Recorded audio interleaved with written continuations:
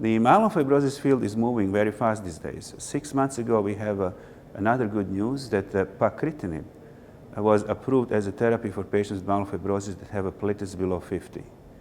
Now, we have ruxolitinib out there for more than 10 years now as a therapy for myelofibrosis, and fedratinib as alternative JAK inhibitors, but none of them are supposed to be given to patients with platelets below 50 because they can lower the blood cell count, causing further worsening of the platelets, and they also cause some anemia. Now, pacritinib is different.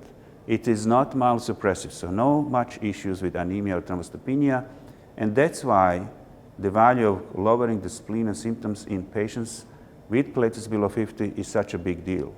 There was nothing for us to do. These people have a bad outcome, they have a bad quality of life, they may be transfusion requiring of the platelets or white cells or red blood cells, and yet we were helpless without doing anything. Now we have a medication that can actually turn this situation around and help them over a period of time.